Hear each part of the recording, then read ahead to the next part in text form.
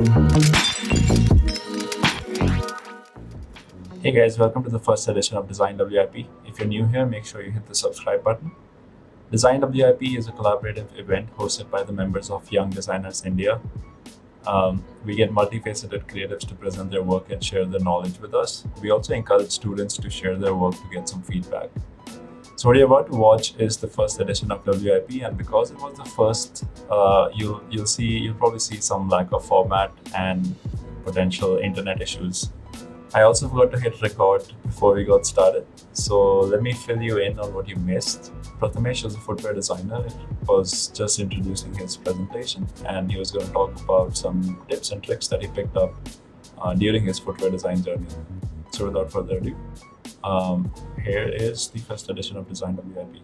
So I like to use this metaphor to describe my design development process, which is like there's a 3-lane road between point A, which is concept, and point B, which is the final design.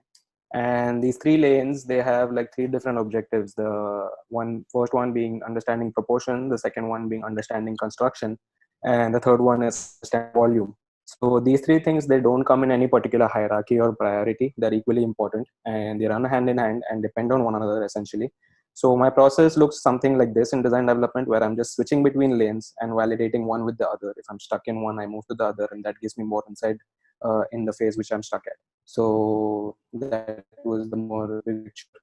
To get into it, the part which is understanding proportion, I did a small exercise for you, which I will come to. So the first thing was just like a basic insight for you guys is everywhere, anywhere in the world, any shoe is designed in these sizes. These are the sample size. So the first set of sizes is the sample size for men's, and the second one is the sample size for women.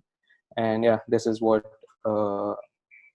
is like the base for designing any shoe. So I did like a small exercise to describe this first step, which is understanding proportion. So I took this key sketch that I had, and the first thing that I do is adapt my key sketch onto a last. A last is basically this plastic mold around which a shoe is constructed. And there are different lasts for different purposes and different usage, etc., which is why every time you don't have access to the right kind of silhouette that you want to adapt your design to, so I drop down to the next best thing, which is the most basic, which is adapting the design to a shape of a foot. So I take this side profile of a foot, and first thing I do is I set up a drop. A drop is basically the difference between the stack height at the heel and the stack height at the forefoot. So in this arrangement here, this is a 6mm drop. And then I take that initial sketch that I showed you and I adapted it onto this. So after doing that, you notice, you can see that the design, like the initial sketch, it changes its proportions to look like something like this.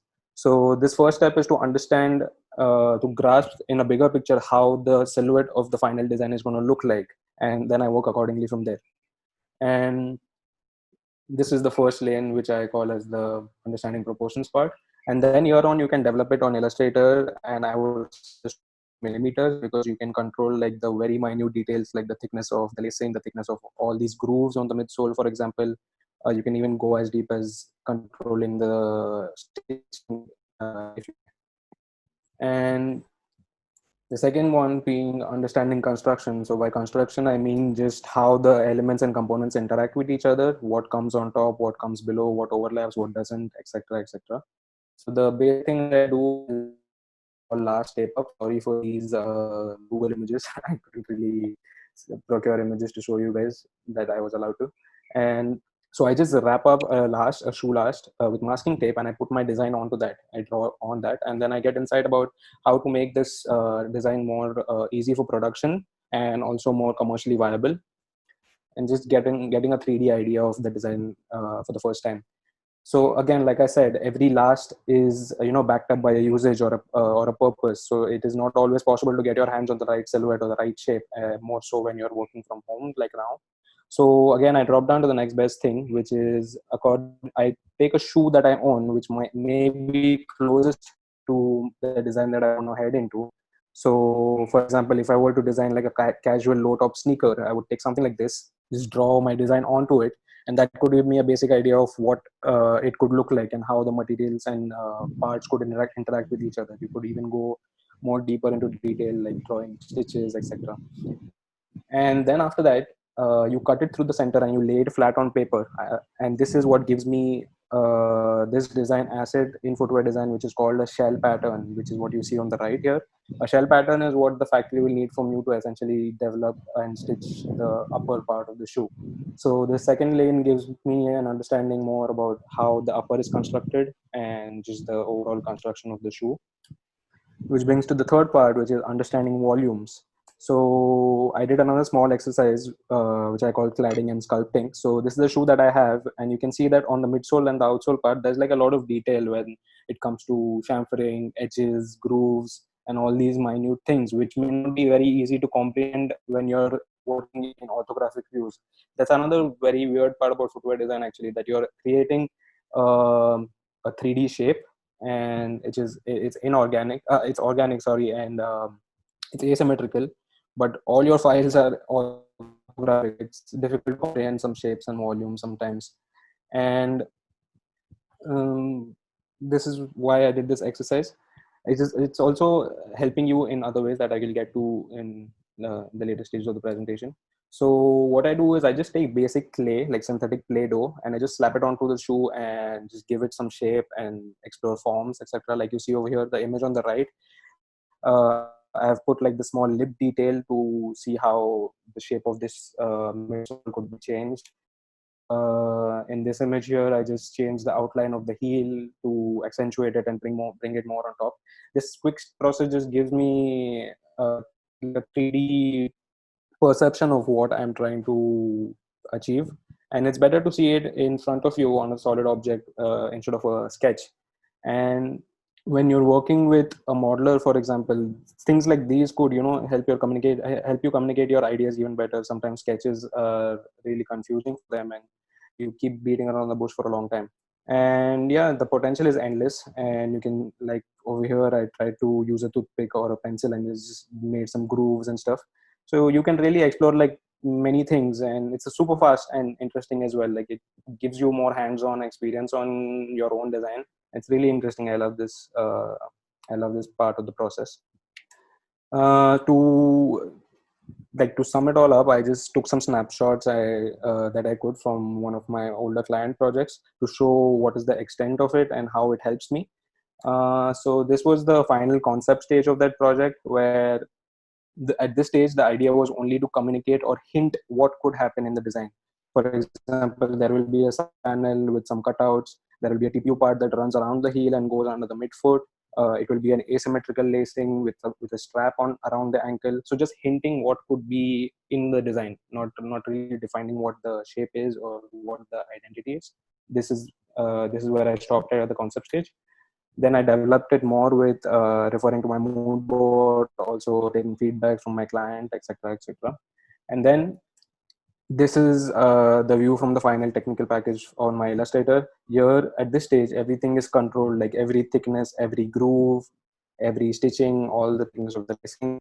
And these three steps that I mentioned for earlier, which I follow as the design development process, is what helps me to reach from this point A, which is on the left, which is the concept, to this point on the right, which is more of a finished design that can be comprehensible at the factory end. And the point of this process, why I follow this extensive process, because I want to have most control of the design at the end. Because sometimes when you get back to the site with your samples, it is so far from initial renders, and you just have to follow a longer curve then. So yeah, to sum up, yeah, this is my design development approach, which is a 3-lane road between concept and design.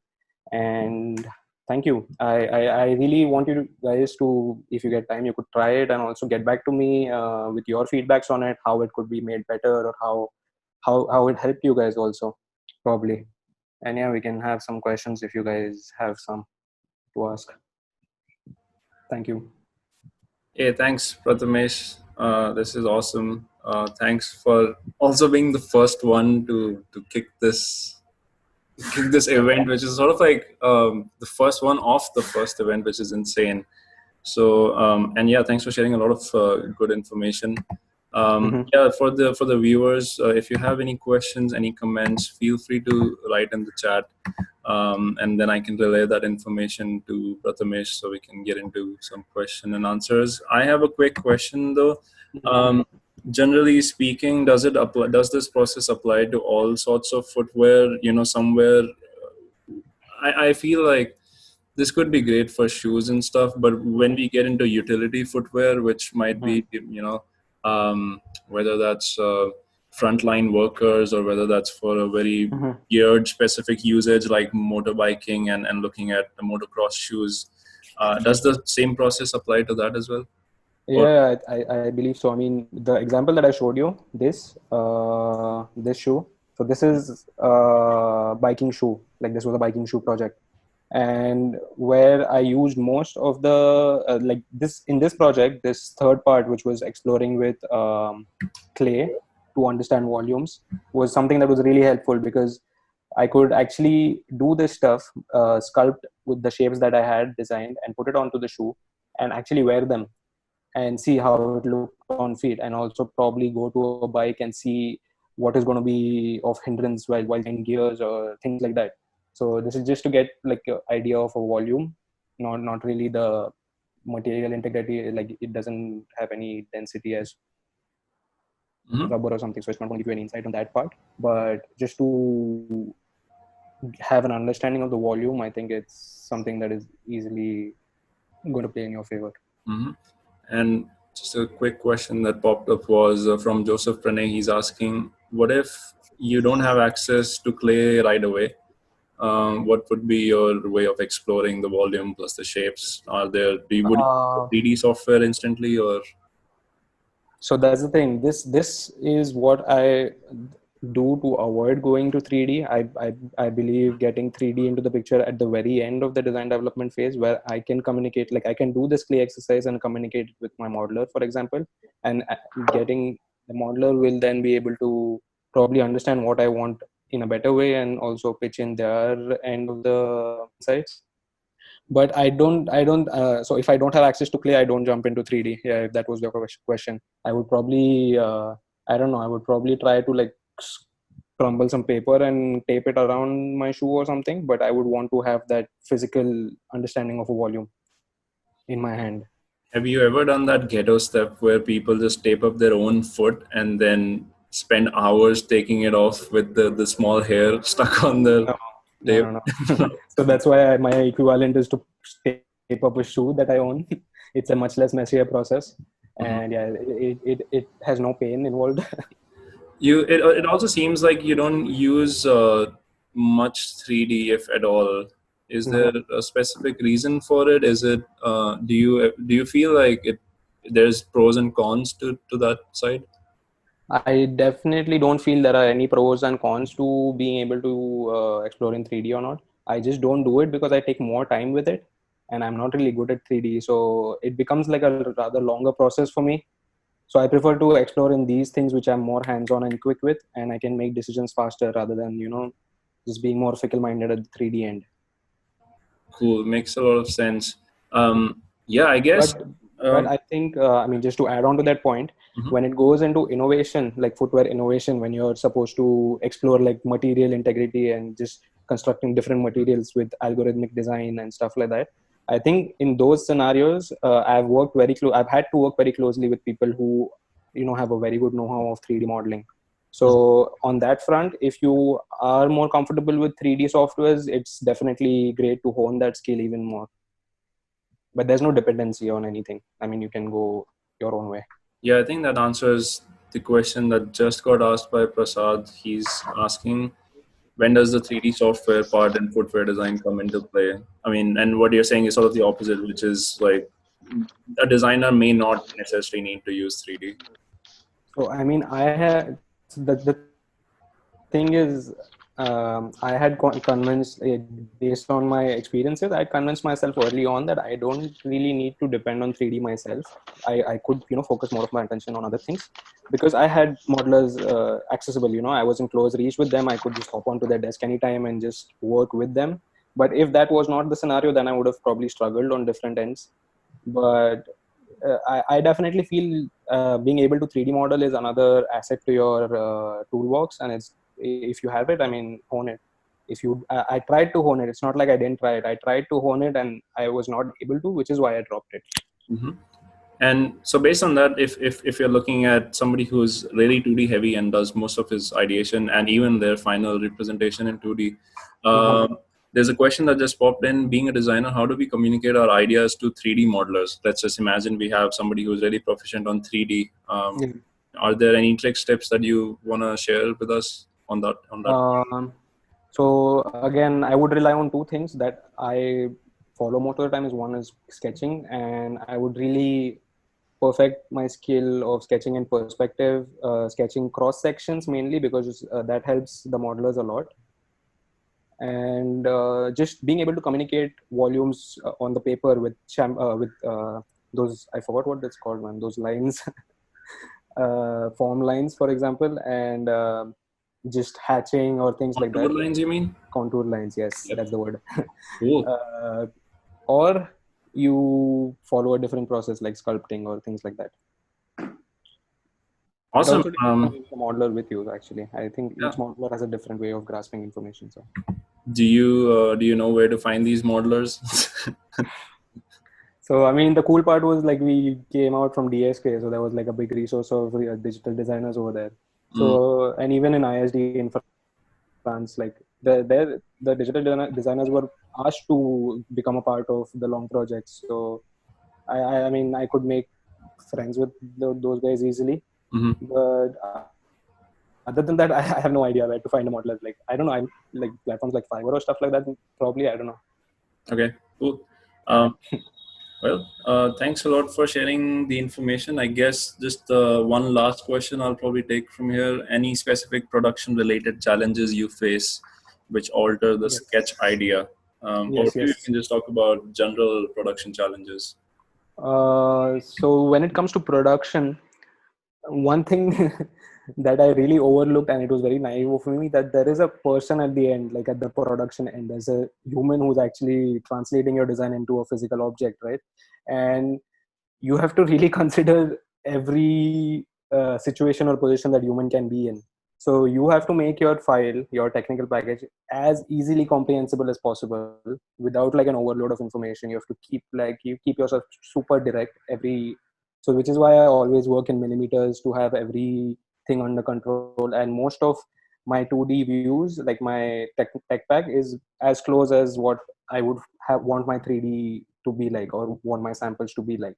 But like if I want to point out like one instance, it was just like probably uh, just stitching, for example. I was not aware of what kind of stitching is possible, what kind of how curved you can make a stitch, or because you are literally pivoting that upper under a sewing machine, right? So all kind of curvatures and angles are not possible.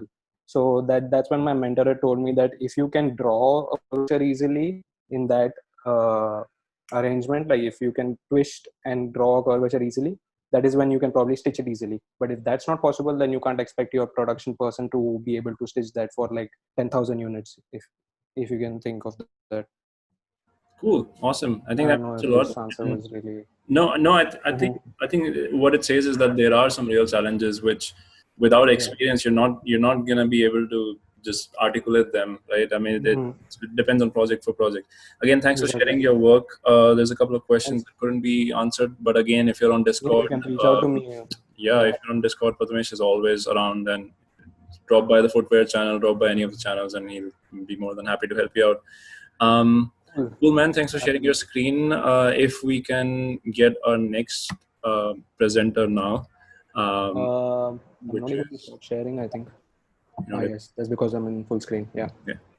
Okay. Thank you, guys.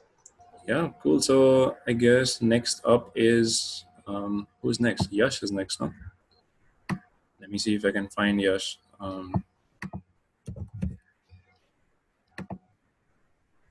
Hey. Hey, Yash. How's it going? Yeah, it's awesome. It's amazing.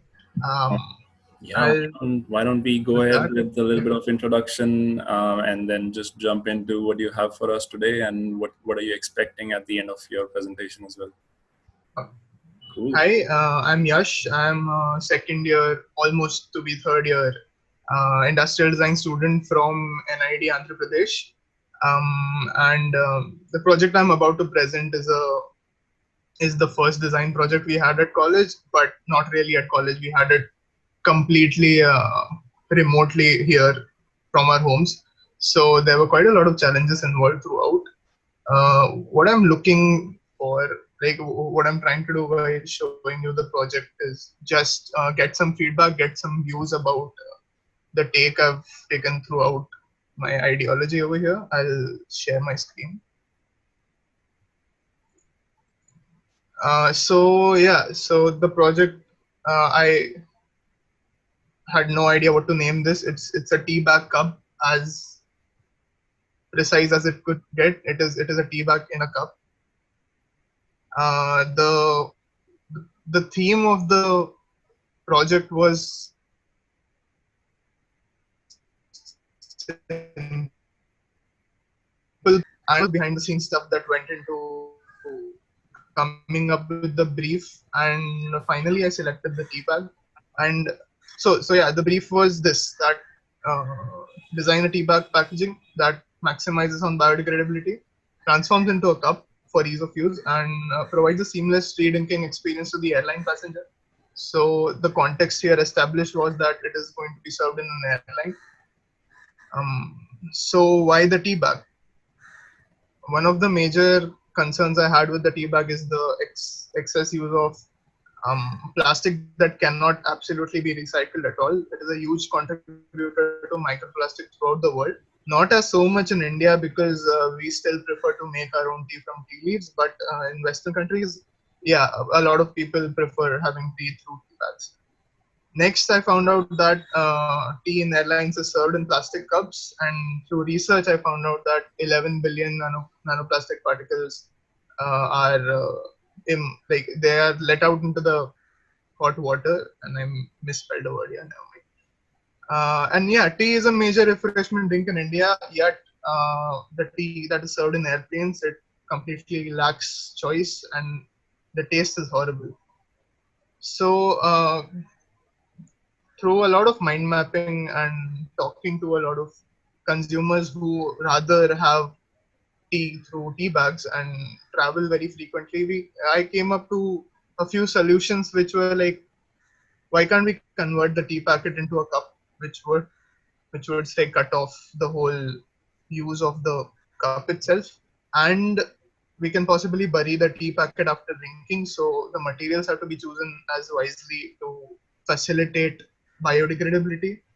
Um, we designed the packet to add a value to the flight experience. So the packet in itself is used to hold the tea bag, but after you take out the tea bag, the packet is thrown off. It does not have use while using the tea bag itself. So I thought we could add a bit of context there. And I found out the major places we could alter and how design intervene this whole process was the packaging, disposal and use part. And majorly thinking that packaging is not biodegradable at all. It does not have an end of life use. The disposal is done in such a way that it ends up in landfills or oceans. It messes up with the ecosystem going on in the ocean for feeding of fish. And during the use, I found out through research that a lot of cups and tea bags were used under the pretext of them being made by biodegradable plastic, which was PLA, polylactic acid, and that thing can only be recycled in special composters, which are again not present in India to that extent. So that kind of marketing is sort of a scam. So I came up with ideation sketches, and I would like to guide you through these sketches. As in, what I was thinking was having a flat tea bag packet, it getting puffed to make a certain volume, and that transition from it being flat to puffed is the whole primary use of the thing. And then I made a few sketch models. So I took paper, I made a lot of nets, and I tried out puffing them. The whole idea was that having certain pieces and certain creases around those flat things which provide tension, as we can see here. This is the final sketch model, like the idea I went down on. These creases, when folded, when pushed on these creases put an inward tension so that it holds the whole structure of the cup. And since I had no materials to actually make a final finished model to look at, I went into Keyshot and SolidWorks and Keyshot to make these renders. So we can see a flat pack over here, which once torn off at the top, it puffs into this thing. And this is the tea bag present inside. So the materials were used as such that once you can bury the entire thing after drinking directly, it will take 180 days to fully decompose. I heavied down upon what materials and choose, and since the scope of the project was not to look at economic status at all, so this is a 100% cotton tea bag with a composite seaweed plastic material which separates the tea from, like, acts as a barrier from the tea and the whole packaging. And this is a outer packaging made out of recycled thin sheets of cardboard. So to put the whole product together in the system, I made a storyboard where there's this lady who is the air hostess, and she would ask to have some tea, and after taking a choice of, say, your favorite flavor, we can tear the whole thing, tear the top panel over here, which is an interaction chit. You keep it here later. I'll get back to what the context is. You squeeze this whole flat thing as shown in the renders, and it will become the cup in which water is added, and it is let to brew for some amount of time. Tea gets infused into the water. You have tea, and you just enjoy the tea, have tea, and directly throw it into the bag, so that there need not be a separate disposal system or segregation to go through it. This can directly be dumped into the ground. The chit which is torn off would have a certain question on it, which you can use as a conversation starter with the person you're sitting next to, and maybe by the time you land, you know one more person. And that is cool because while being in a flight, you're always bored. You don't have much to do. Everybody's doing their own stuff. I thought it added value to the flight experience if you could share experiences with somebody, share memories with somebody, and have fun. How the whole thing solves the problem. Now the chit makes the experience richer. It adds to the whole experience of being in an airline and not just drinking tea. It decomposes in 180 days, so we do not have to worry about it ending up in oceans and ending up in landfills and not decomposing at all. And it has no plastics involved at all, so there is no issues of nanoplastic particles entering your tea and being unhealthy for you. And I'd end with a few renders on how I would slightly change the color for the packaging to signify flavors, and this is how it's arranged. That's it. Thank you. Hey, thanks a lot, Yash. That was really cool. From the process to the solution, I think there's a lot of thought that went into it. Just to tell you guys can ask questions in the chat or comment in the chat, because since we're supposed to help him out, and I think that's what the beauty of this community is. If you feel there's any glamorous errors that you want to point out, any questioning, anything that's out of the blue that you want to comment on, feel free to do that. A couple of comments that popped in. People are really excited about the chat idea. They feel that the interaction, the idea to start an interaction is really cool. My personal feedback would be that if it were to tie in with the whole decomposable story somehow, that would be really cool. I just feel like right now these are two different pieces, I would say. So he gets There's a disconnect. I personally feel like, since the whole idea about the tea sachet is that it's decomposable, I feel that the just start an interaction. I don't know if the two stories play together. So if there was some link towards it, if the interaction was based through maybe some awareness, I guess, like, hey, did you know that I guess these many if you plant a tree, then that results into something I don't know, something again, like, it's still having the interaction aspect, but making it a little more related to the overall arching theme of sustainability and compostable packaging. Other comments, really interesting concept, nice work, good idea. So of course, these are all positive comments. Good Thank job. you. People are also saying that the real life prototype would be amazing. Based on that, I would also, maybe my personal view would be that when we say that 180 days to fully decompose, my question is that a lot? Doesn't it feel like half a year to decompose? That seems like that's sort of like paper, maybe. I mean, I don't know if I guess that's more of a question than feedback. That is 180 days a lot for something to decompose and then to call it compostable, decomposable, things like that. I guess it's probably a matter of just asking people, what they think is decomposable, because eventually a lot of things in the world will decompose. Some take a billion years, some take, I guess, very little time. The whole break like I can say the focus point about decomposability in this whole thing was that there are definitely existing a lot of compostable products out there, but most of them come with a catch that they need to be sent somewhere. They need to be decomposed in some certain conditions itself.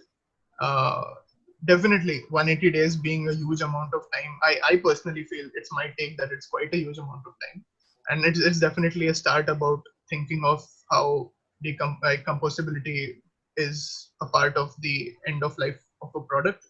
But the thing about what I envisage with the materials that are selected here is that it can be decomposed in a local pit, like it can be put in your backyard to decompose and it will still decompose in 180 days. So that was one of the things I was thinking about. Okay, cool. Again, right now there's like 20 messages that I would maybe recommend you to check out after your presentation. A couple of them that stand out to me. Somebody's Yeah, asking, sure. why is the tea bag towards one side of the pouch? Is there a reason for that? Yeah, there is a reason for that.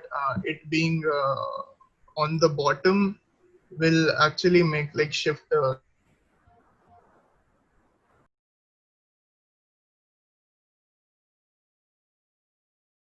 Sorry guys, I lost my connection is still pretty bad, but I will let Karan take over. Hello. Yeah.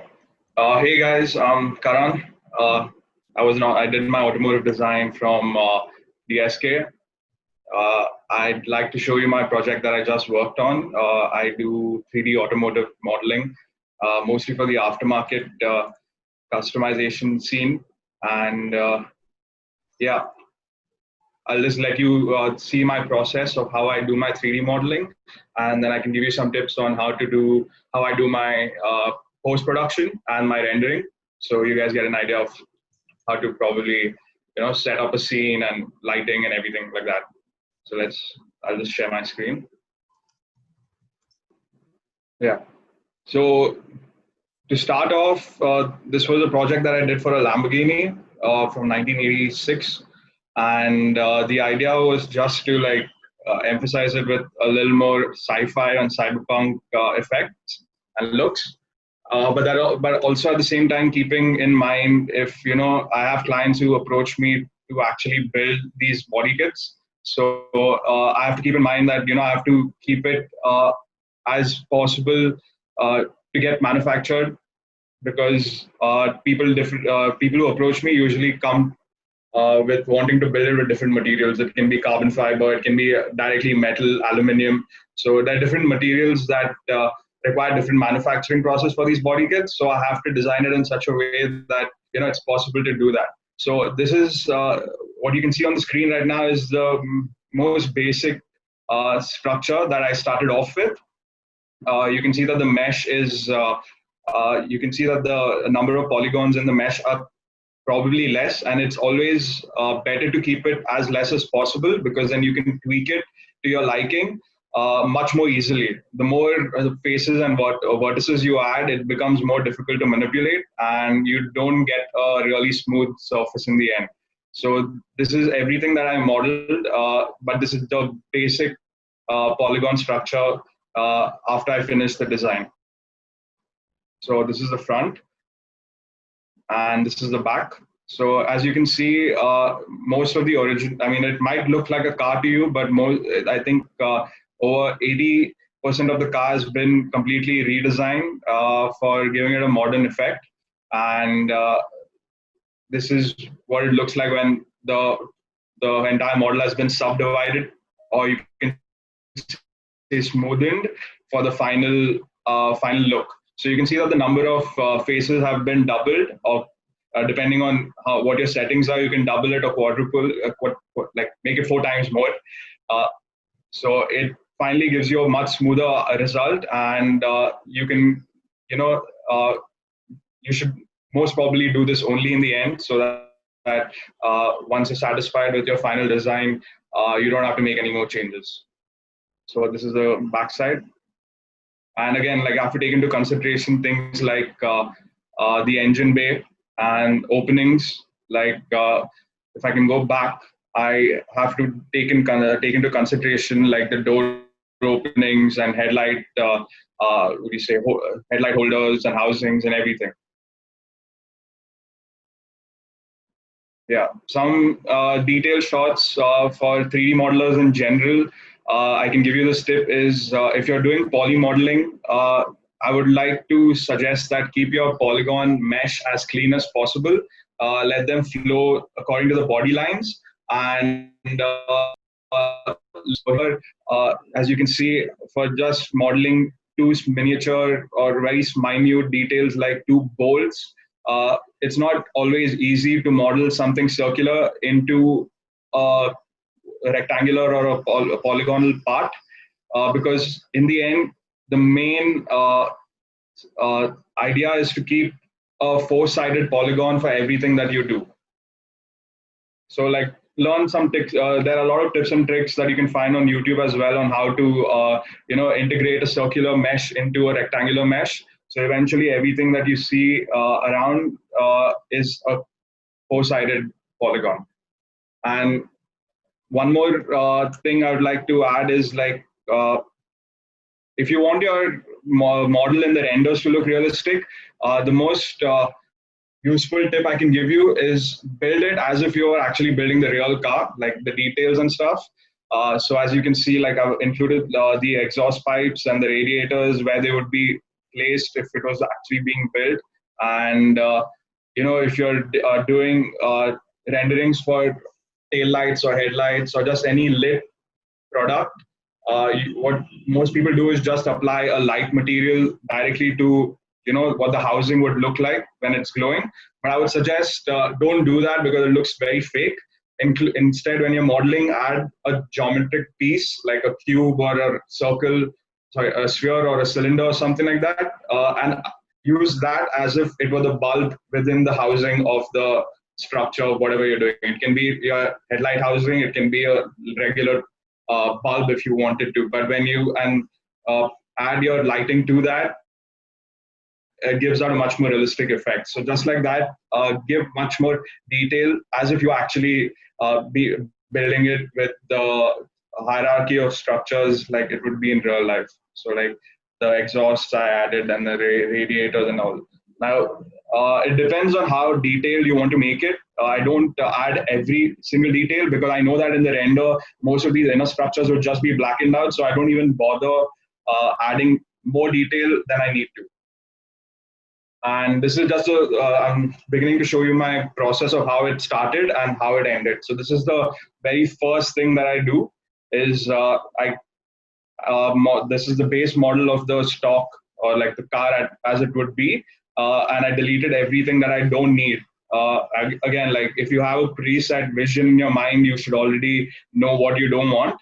But if you are skeptical about what you want to design, I would say keep all the parts that you don't want on a separate layer, but it does add to your file size. So just be safe on that. Like if you want to keep it for later use, keep it in another layer. So here what you can see is I've deleted all the parts that I don't need, and I've cut out a bigger wheel housing because I'll be adding bigger wheels. So everything that you see over here is done in 1:1 scale because again, like when customers approach me, I like to give them blueprints as close to the real thing as possible.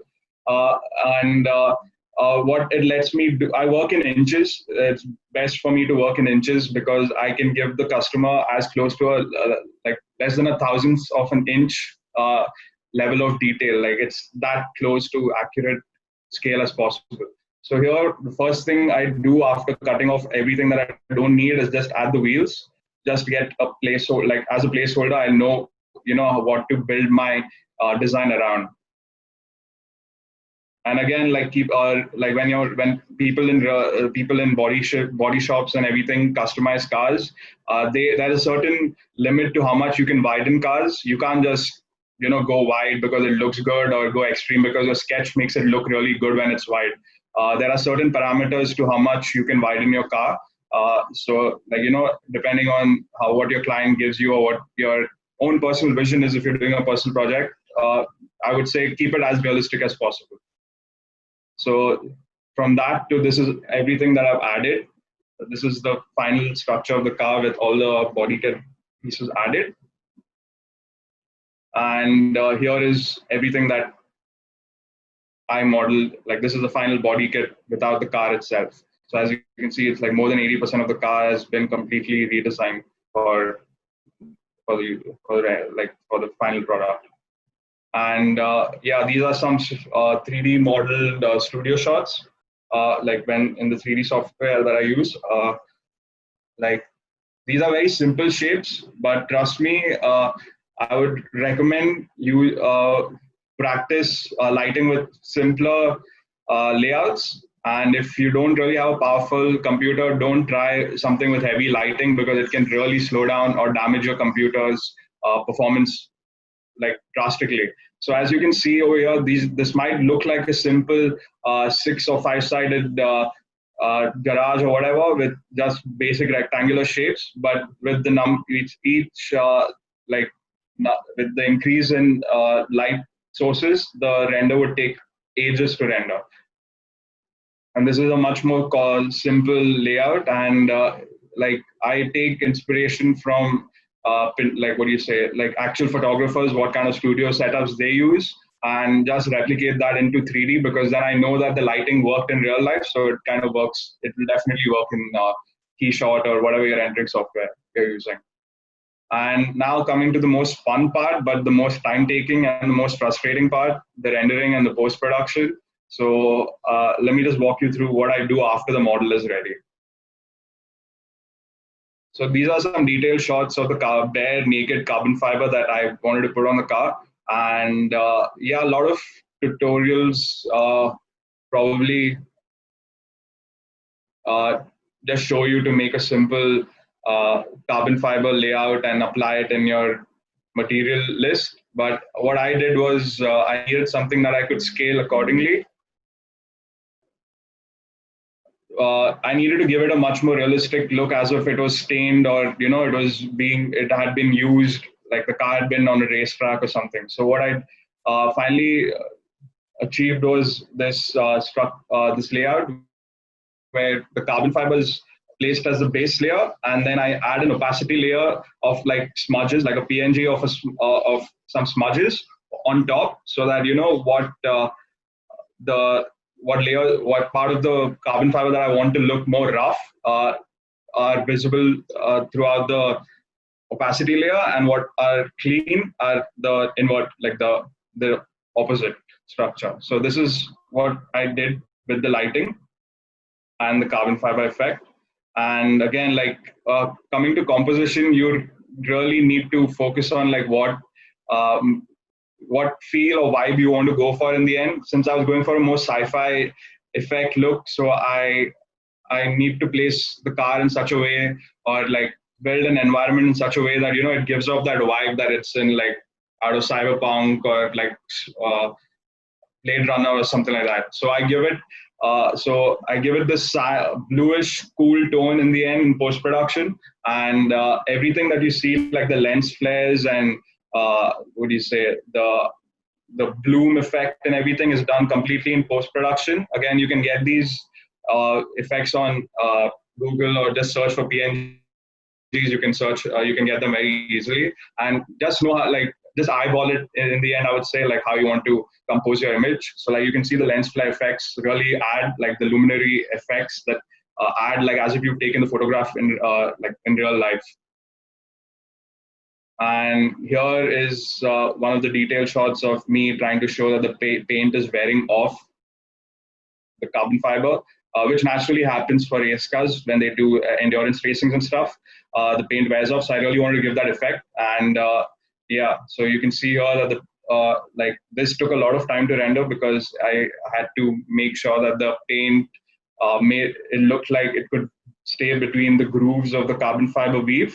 So yeah, that took some time, but then it was this process I followed for making this was literally the exact process that S-Ben Oxome does on his YouTube video for bone metal edges. Like it's the same thing. You just have to implement different materials based on your liking. Like his YouTube tutorials pretty much show everything that you require. And coming to studio lighting, again, like these are two different studio lighting environments that I've used. And again, like just replicated something that I saw online and just reproduce them in 3D. And yeah, these are some full 3D scenes.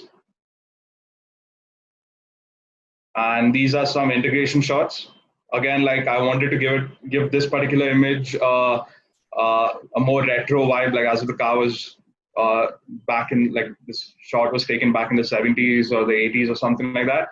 And here's my final render that I did. The main idea for this was to give it the, like, emphasize the sci-fi or the cyberpunk nature of this, and also the 80s retro vibe because of the blue and red lighting. So like completely done through HDRI lighting, no extra lights added. Again, you have to just eyeball your HDRIs to what you can do with you know, the background in the back. So yeah, this is completely achieved through HDRI, and the only thing that done in post-production is giving the extra highlights on the headlights, and yeah, just giving some bloom effects and photography effects. Yeah. So that's all. If any questions, you can drop them. I'll be ready to answer them. Thank you. Hey, thanks a lot, Karan. That was super, super awesome and very informative. I guess my first question is, how many months does it take to do a project like this? This particular one, I would say, took me 3 weeks. Like depending on different projects I have to cycle through, I get very less time to do my personal project. But this, if I would to like accumulate it into a bunch of hours to give you, I would just say it took me, I think, around 10 days in total to do this project. Again, like client projects that have more detail end up taking more months because they have to reiterate working on the real thing, and they come back to me and they tell me to, you know, change some aspects. So that takes over like an entire month or more than that, because the actual build, when you're building an actual car, the entire process takes up to over a year sometimes. So it varies. Cool. That's awesome, man. Because I was thinking, I wanted to ask you how many years it would take, but that would yeah, it's a complete valid question. Yeah, it works out, and what I do, it completely checks out. Couple of questions from the chat. So firstly, again, guys, if you have any questions, any feedback, feel free to drop that in the chat and I can relay that to Karan. And after, you know, when we move on to the next presenter, Karan, maybe you can drop into the chat and see if we missed anything. What software do you use for rendering? Guessing it's Keyshot most of the times? Yeah, most of the times it's Keyshot. Fun fact is this was probably my last project that I did in Keyshot, because this project showed me how much toll it took on my, what do you say? I have a powerful laptop, but doing this actually did take a toll. So I was like, let's just move on to something that is more GPU based, because Keyshot's GPU performance mode isn't really the best. I think it's their first take on GPU mode, so it's not really that good. So this is, as of now, till everything that I've done has been done on Keyshot, this is probably the last one. So. Cool. Why don't we go back to the slide where there's a couple of renders in the studio lighting setup with actual lights as well, because that this one, both of these are sort of my favorite, and I think it really speaks to the level of realism one can achieve. You know, using Keyshot, using the method of the message you shared. Okay, so a couple of questions again. Do you plan your renders as you're modeling? Like, how do you know how many internal parts of details to include and how much you're going to show through your renders?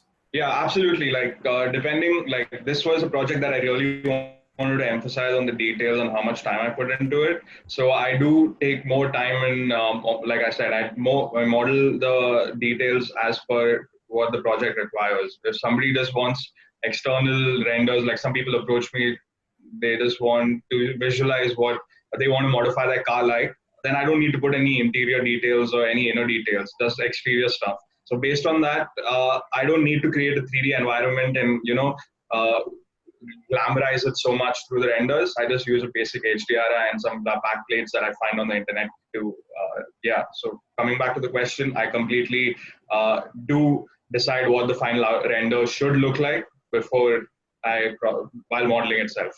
And before we get into modeling, how do you ideate, especially the concepts that you want to show to your client? Is it through Photoshop or do you just directly jump into 3D? Oh, like, so there are I would say three different ways to go about this. Sometimes clients have something in their mind and they just want me to visualize it. So I help them like get their ideas into like like what do you say, to see something in front of their eyes, like something materialistic, because not everybody can actually, draw it or sketch it out. So I just make basic shapes on 3D, the quick work to just show them that, I can visualize what you're looking for. Second is sketch it out. Some people just like to have sketches to, when the project is done, they can show that start from a sketch, then to render, then to reality. So like gladly I can say I can do the designing part as well. So I sketch and then I show them that, like hand renders, Photoshop, anything works. And third is just go berserk on, doing it completely 3D. Like they give me the freedom to provide them options. I go crazy and then, just give them a couple of options and then whatever works best, I merge them and then, go forward with that. Awesome. Thanks for answering that. Alongside this, I think there's another question on the way you depict information. Do you consider the mounting points for the panels and how do you decide where you have to put them? Do you have access to, let's say, all these cars before you figure out where or rather, let's say you have access to all these car models before you figure out where the mounting points are going to be, or is this back and forth discussion? So it depends. Like again, because I'm using a poly modeling software, it's not, so I can't import CAD models into this. CAD models also usually what's best used in the industry is somebody goes and laser scans their actual car, because you get the accurate real life data of where the mounting points are down to the inch or millimeter. So that works. I've done that as well. It's a good process. You can convert the STL file into different formats again to convert it and send it to my software. So then I can, you can work it on Blender or Maya or whatever you want. But for most basic work that I use, I just download models of the internet because it's faster. And they don't give me mounting points at all, like no accurate data, just surface level exterior modeling or, what it looks like from the outside. So you have to eyeball it. And I model my body kits in such a way that, it can be bolted on or whatever, like molded onto the actual car as close to real life as possible. I have some actual projects in the works. They take a long time, so I can't share them until they're done. But they're very cool projects where I have integrated like a chassis from a different car and the body from a different car. So like how that worked out, I really want to show that when it's done. I think you guys will get a better answer when that's out. Awesome. Yeah, Samir was asking, when do we get to see this car in real?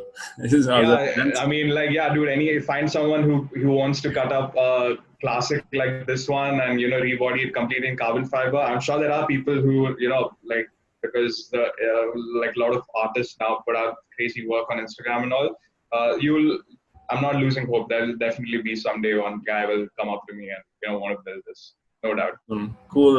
Last question or other comment that I want to have from you is, what are some tips for somebody who's just getting started into the custom body kit / visualizing game?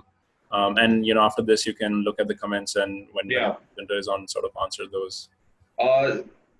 Honestly, like it's so this field is getting very popular because again, like people want to give their own touches to their personal cars, and sometimes they don't know how to visualize it themselves, and they always prefer if they have something one-off. So 100% they're going to turn to someone who is doing this for free time, like artists like me, who will, help them visualize this.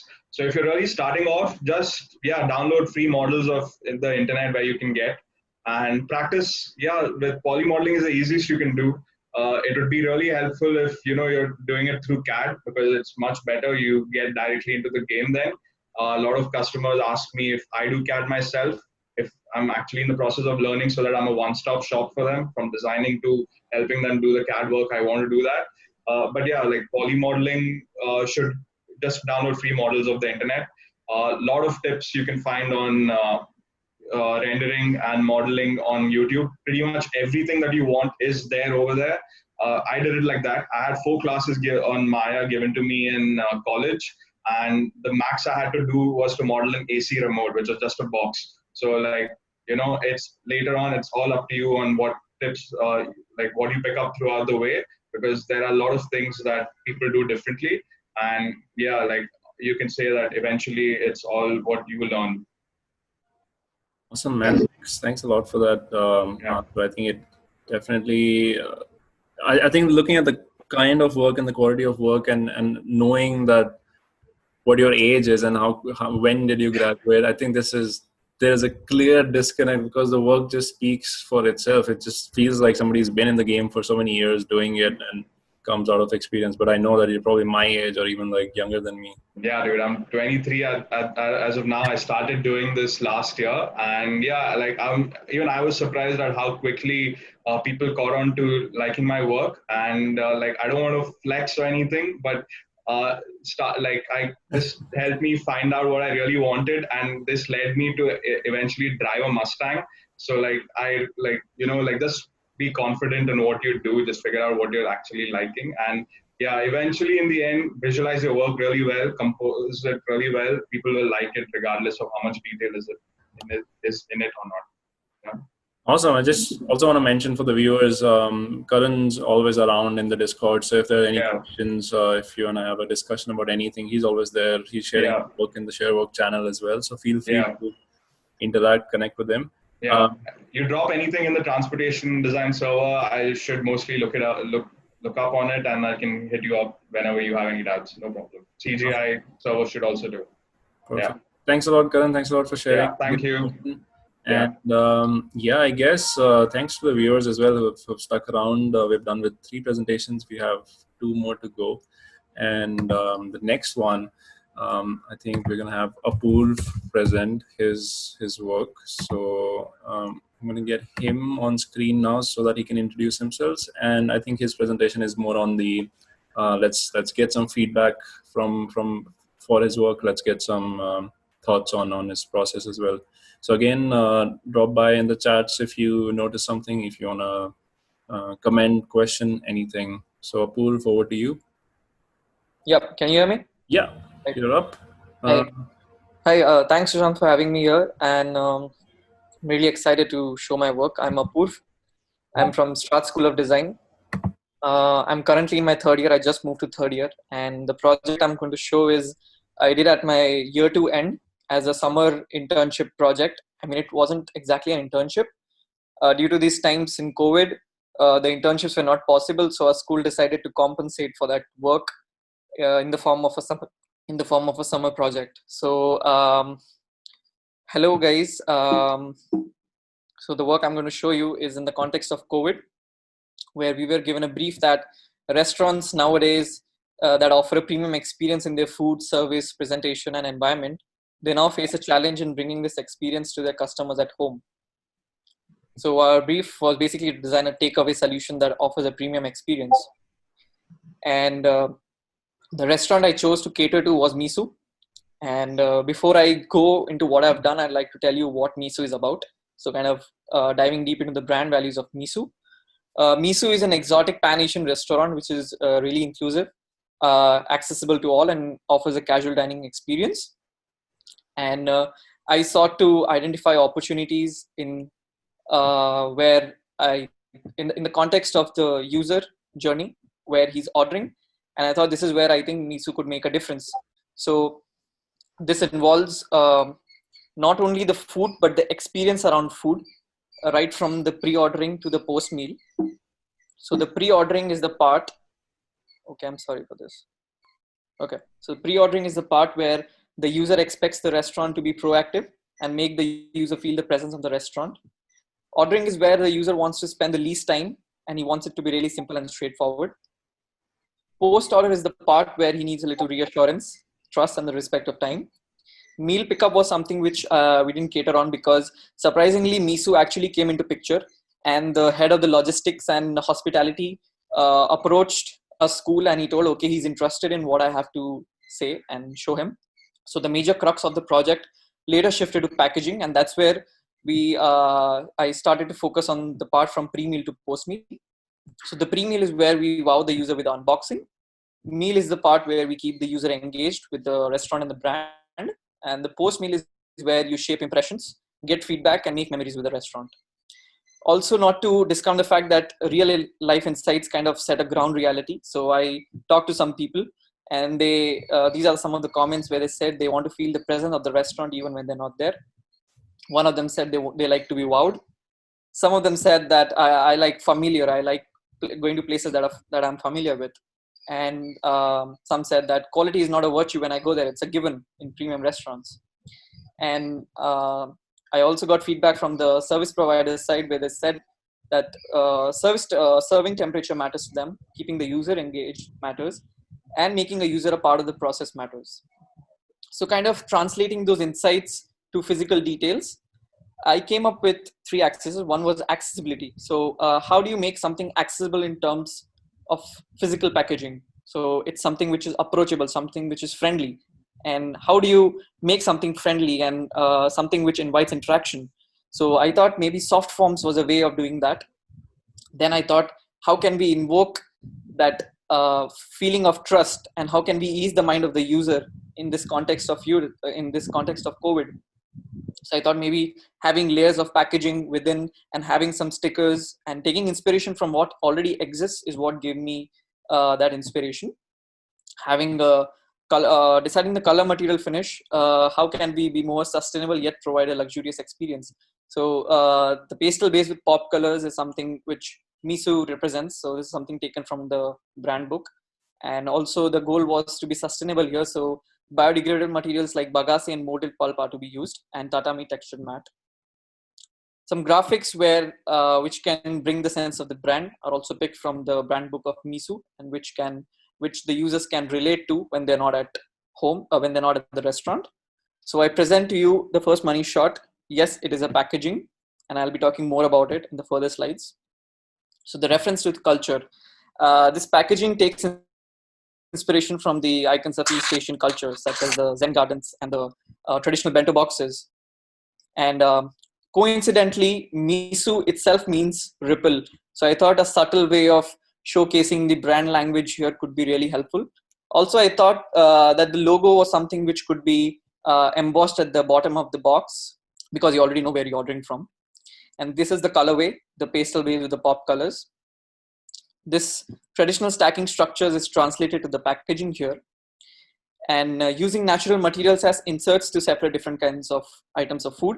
So here, it's not that you have different packaging for different kinds of food. Instead, you have just one global form, and you can further tweak in different inserts as to the kind of dish you're ordering. So you can have 2 slits, 3 slits, and 4 slits, depending on the kind of delicacy you're ordering.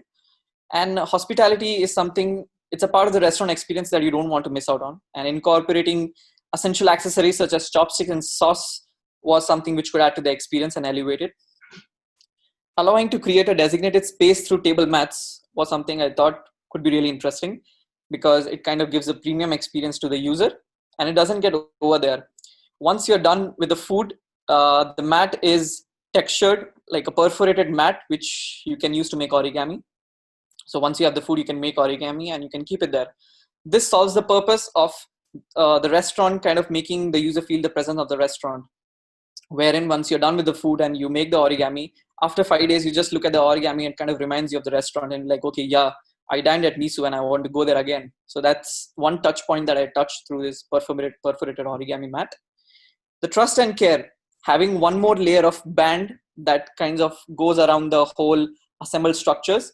So the band graphics also take inspiration from the non-graphic elements, that is a circle for Misu, which was provided by which was provided in the brand book given to me, and also the online design element, which is the band graphic that I've taken inspiration from my mood board. So this cardboard band goes around all the assembled structures. Then the final layer which goes on the box is the sticker, the seal sticker. So this kind of gives the assurance to the customer that the restaurant cares for them, and it's just not something which is about trust, but it is also about something which is of utility. So it indicates veg and non-veg food, and not to make this sticker in a stale way, but to add a little graphic element. The subtleness of the ripple has been showed as well.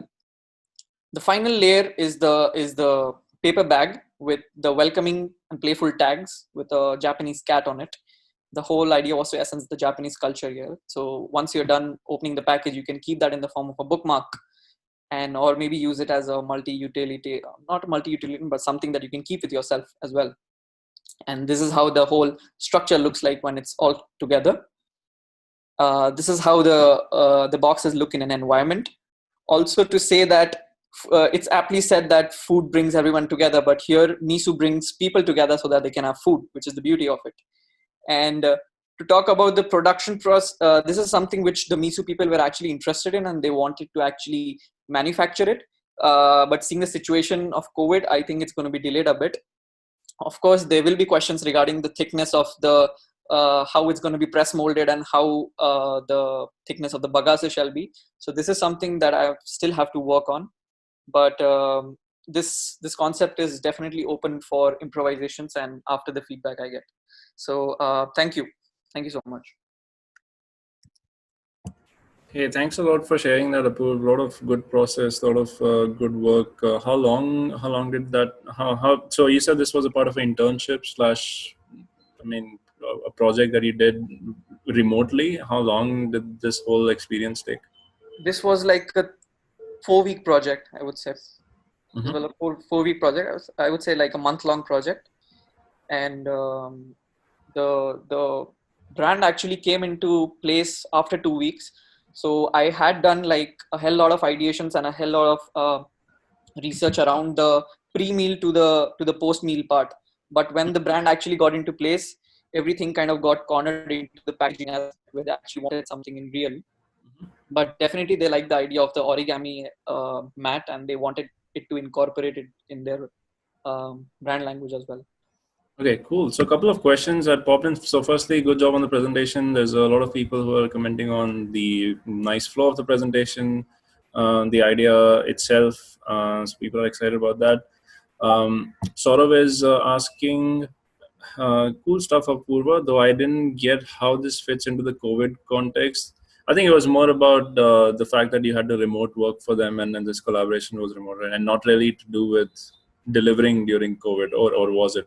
Yeah, no, it wasn't about delivering through COVID, because when the brand actually came into place, they told that they have Swiggy guys and they have contacts to do for them, so they don't need anything regarding that. So that's where the shift was actually directly from package, like just to packaging. They wanted me to focus exactly on what the brand represents and what the deliverables were actually changed after my brief was given. Cool. Another piece of I guess suggestion is that maybe you can integrate the paper bag with the texture mat part on the inside and place it under the container while you have food. So maybe like having a bag that sort of acts like a mat. Maybe, I don't know if it plays well with the origami part, but maybe there is some sort of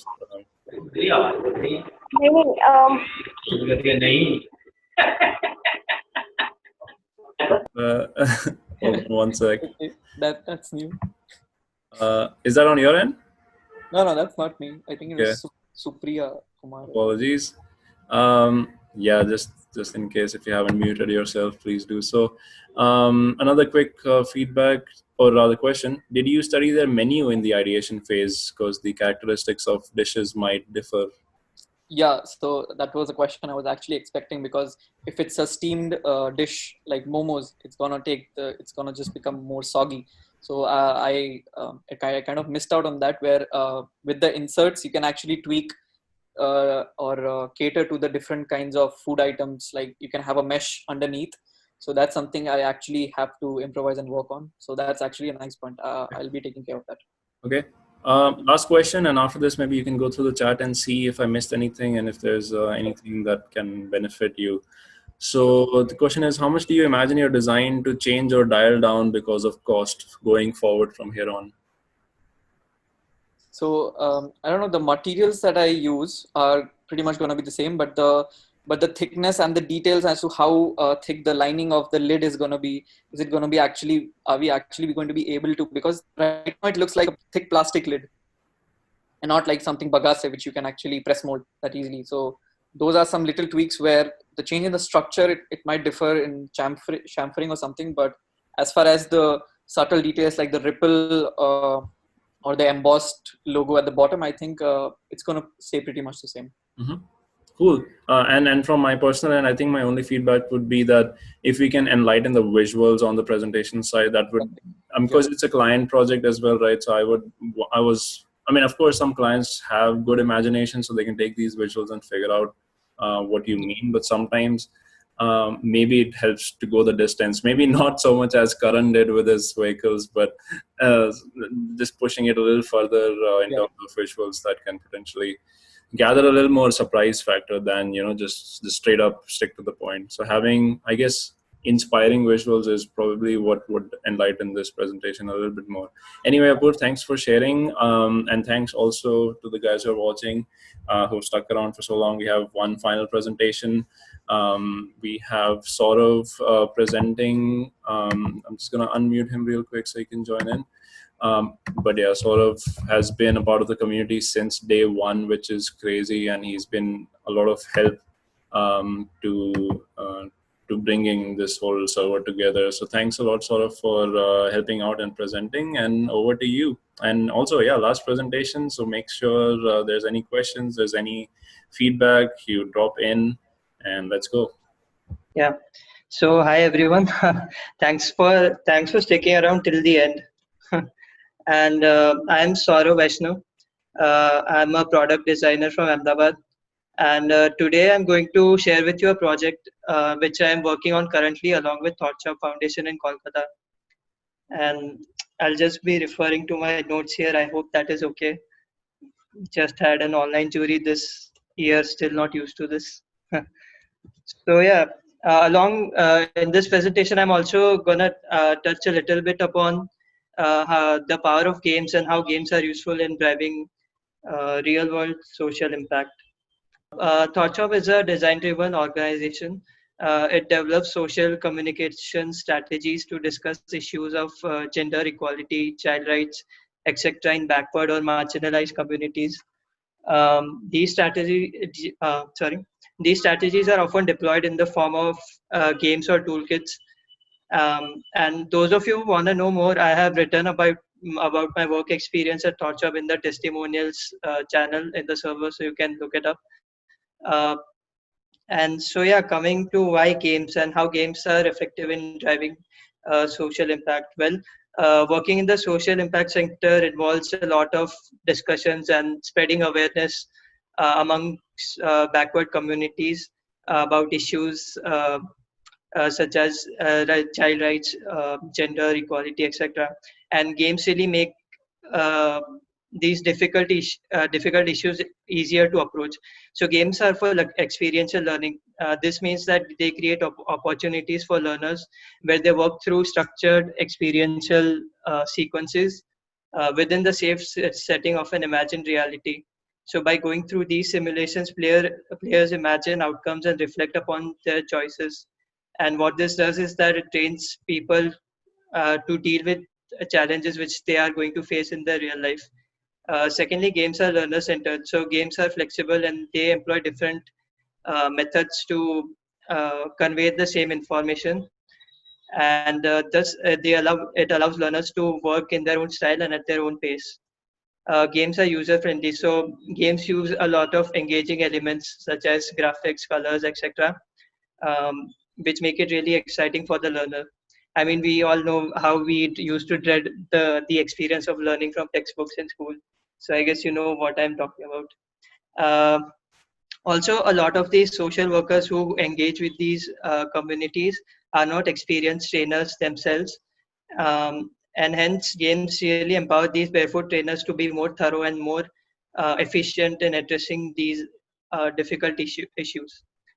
Games reduce hierarchy. So games allow educators and learners to play at a level playing field, and it also allows the educators, while being engaged with the play, they can also host these sessions.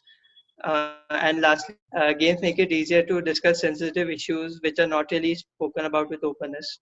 And now I'll show you the project which I'm working on. So this will really help you visualize whatever I've said so far. So the game I'm working on right now is it is an attempt to initiate a dialogue on difficult emotions such as anger among young adolescent boys. It is also an attempt to help these kids uh, reflect upon their choices and make them realize how uncontrolled emotions can lead to problematic behaviors such as addiction, violence, bullying, etc. Um, Giving you an overview of the project, I'm working with marginalized communities in Kolkata. So these includes urban slums and some rural slums around Kolkata. The targeted audience are boys of age group 10 to 13 years, and this is in Kolkata. And it is a difficult time for children, and because they are going through a lot of changes, and a slum is not really the nurturing environment which a kid needs at such a crucial stage in their lives. So what we are trying to do with this game is through these gameplay sessions we want to create safe spaces for children, and we want to help them realize that there are others also who are going through the same struggle as them, and they can share their problems without the fear of judgment. The issues as well, with the number of children going into crime increasing day by day.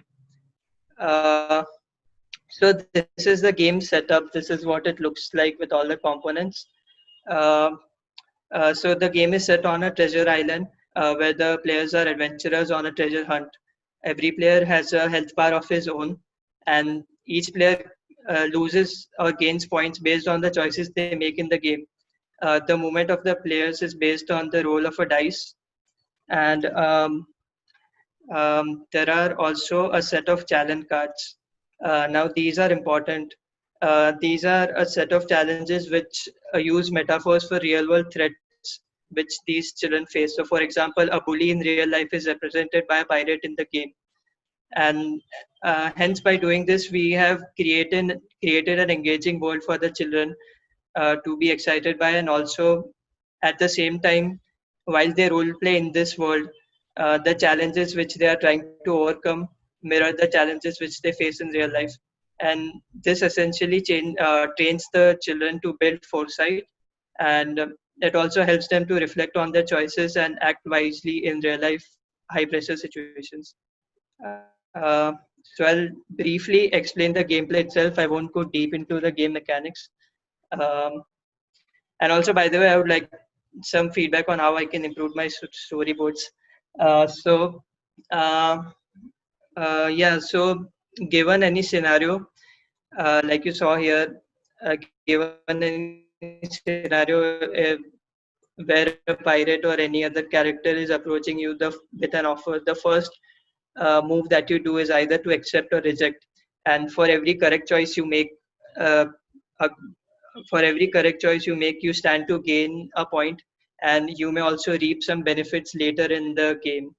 And for every wrong choice you make, you stand to lose a point, and you may also at incur other disadvantages like you miss a round or something like that. So let's say, for example, there is a challenge where a pirate approaches you and says that alcohol really helps me with my immunity and it will help you too. So within the game environment, you might be tempted to say yes because you want to perform better, but that will actually lead you to losing a point, as well as you might fall sick and miss the next round. So that way, we are really training kids to navigate through these challenges as they occur in real life. One important part of the rules is that if you want to reclaim some of your points, you can explain why your wrong decision um caused you to lose the points in the first place. So the idea behind this is that self-reflection helps you to strengthen your learning experiences.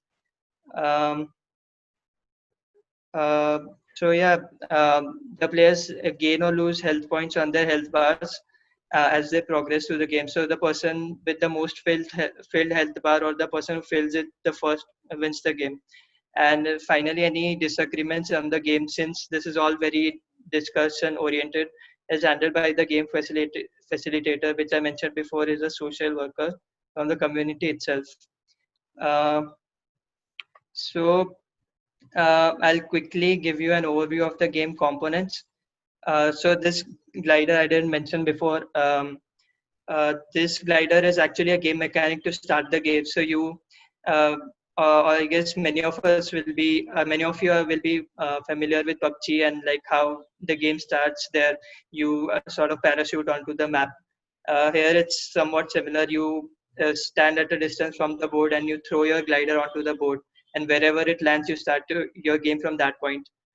And the idea of having a huge 3 by 3 feet game board is that the players get this huge lush island which they can explore, which is an attempt to mimic the uh, open world which we are used to seeing in games, in video games. The health bar, yeah. So all the pieces are made to look like treasures or gemstones to give you that feeling of treasure hunting. And like I mentioned before, you lose or gain points. And yeah, that's it. That was. I mean, there is a lot I can talk about, but I didn't want to end it with like something really heavy. So yeah.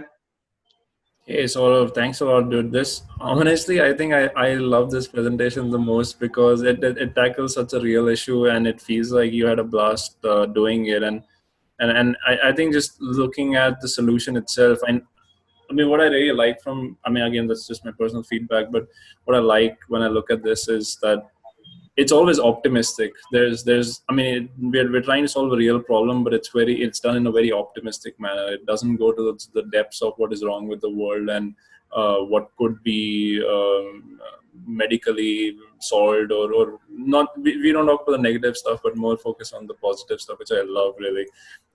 Couple of comments that popped in. And even me, I'm thinking, so along with Prathamesh and me, we're thinking that it might be really nice to see what the therapists, child therapists, and psychotherapists have to say about this. Did you happen to speak with them during the process? Yeah, we did have a psychologist. We do have a psychologist at Thought Shop, and um, what she really liked about this game was that it is set in an imagined setting. It's not like many of these social games take the setting of the real world itself. So you would see like a slum kid literally controlling a slum kid in the game, but here they get to role play that they are adventurous. So it gives them like this feeling of like I'm here to achieve something, and that achievement really rings in the idea that whatever good you are doing in the game will actually help you out when you do that in real life as well. So yeah, that's the feedback I got from there. Mm-hmm. Another question that just popped in is why mirror a virtual game map, sort of like a PUBG, when the kids might not be exposed to them in their real lives? Okay, yeah, that's a good question. So surprisingly enough, every slum kid I talked to has played PUBG, has played Free Fire, and in fact, there were certain things about the smartphone which they taught to me, which I even didn't know. So these kids are very much adept with smartphones. And one more, uh, one more reason, UX wise, like experience wise, to take inspiration from video games is that makes it easier to for the kids to learn the game faster. Like it reduces the learning curve because there are elements which they already know. Like in a video game what is a health bar and how do you lose health points. So that's one reason why taking inspiration from existing models makes sense. And were there any language barriers during the whole process? Oh yeah, yeah. There are many actually. So I'm a Gujarati, and like all the people there. We couldn't tell you were a Gujarati. I'm kidding. Yeah. So yeah, there all the slum kids. Most of them weren't even good at Hindi. So it was mostly Bengali, and some of the social workers were actually like they were really kind enough, and they went out of their way to translate stuff for me. And also I used Google Translate, which is not very effective, but like it can like it will help you get a gist of what they're saying. Like you won't get understand word by word what he's trying to say, but you can get a gist of what he's trying to convey. So yeah, luckily I had this ThoughtShop has a really good network of community workers, and they really helped me out. And while producing the game, we'll mostly be producing in Bengali. And since the theme of this game is very universal, like a treasure island, anyone can imagine a treasure island. So we can produce the same thing in different languages, English, Hindi, whatever you want. And that's also one reason why the challenges are not written on the board itself, but on the cards, because that way you can produce the cards in different languages, but the board template and the layout remains same, so that you don't have to change it for every language. Good. I love that. I love that. And couple of other positive comments that you can visit on the chat. But there's just maybe one question before we move towards the end of this session. How many times did you estimate the same person can keep replaying this game before their interest starts to drop? I think that's a good question. Yeah, that's a good question. So, well, this game. So again, to answer this, I'll have to explain a bit about ThoughtShop and how they conduct these sessions, which I've been talking about. So, they have these weekly sessions. Hourly sessions with these kids who these slum kids gather in a community center, and they play games and talk about stuff and etc. So one session with the game is not supposed to be more than 45 minutes or an hour. And since initially right now we have 24, we have a set of 24 challenges. So we estimated that in one session a player might finish 6 to 8 challenges. Like a game might cover 6 to 8 challenges, because you'll obviously discussing a lot of things as well. So if going by calculation, 8 into 8, 16, and then 24, so 3 sessions are good enough. And in 3 sessions you can complete the whole game, considering that you have not made a mistake. So if children have made 1 or 2 months max, yeah. And one more thing which we are actually looking into to make it more interesting for kids is that we are exploring AR. So like if we can actually have some AR elements like a pirate popping out, since all of these kids, like I said, have their smartphones. If like an AR pirate is popping out, that makes it more engaging for them. So yeah, I guess. Awesome, dude. Thanks a lot. I think. Just one more thing. The last question says, was this idea tested in an actual environment? So, unfortunately, COVID happened, and then Amphan also happened in Kolkata. So right now, ThoughtShop is really reeling with the setbacks of those 2 events. So we haven't really been able to test it with kids. We have had some inputs from social workers on what they who have been working with children for years. So we have inputs from them as to what the children will think about this. At the same time, my design mentors with ThoughtShop have been working with children for 20 years, so they have also a fairly good idea of what the children will like and not like. But yeah, even I'm personally really looking forward to produce these things actually and like test it out with children. Yeah. Sorry about that. I was just taking some pictures so I can post on Instagram later on. But yeah, thanks a lot, Saurav. That helped.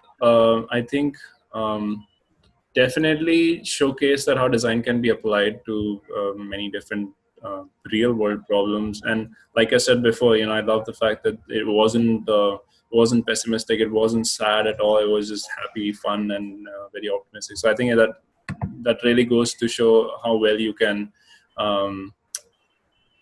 I guess tackle problems without getting into that territory of the nitty-gritty of the real world problems. Anyway, I will let Saurav end the session as well, sort of give a closure. Thanks again for tuning in. And of course, we are always there on Discord to discuss this session, the next sessions. But yeah, Saurav is going to give a little bit of his ending statement. And then we're gonna break for the day and for the week and for a few months, I guess. But yeah, get your chai, get your coffee, whatever you have to, get some pani as well. And then yeah, over to you, Saurav. Yeah, I would like to thank everyone for turning up. We were actually expecting only like 30-ish people, but we had around 60, so that's great. I would also like to thank all the presenters for sharing their projects and taking the time out and sharing their projects. I certainly learned a lot about and got real insights about process from different fields. I would also like to give a shout out to all the spearheads and Sushant for working behind the scenes and making this happen. And we would really love to hear from you guys. If you have any feedbacks or any suggestions you want to give us for this session, you can write them in the server suggestions channel. Like Sushant mentioned, this is a pilot project for us, and it will really help us to improve and come out better next time. If you want to present in a future WIP session, you can reach out to any of the spearheads or Sushant with your work, and they'll help you after that. Before the next, we'll be sending out a call for the next WIP session 2 weeks beforehand with the names of these spearheads and the relevant instructions. So that will help you. So yeah, I guess that's it. Thanks a lot, guys. Thanks a lot, guys. Stay safe and yeah, cheers. Bye. See you guys. Turning off. Bye bye.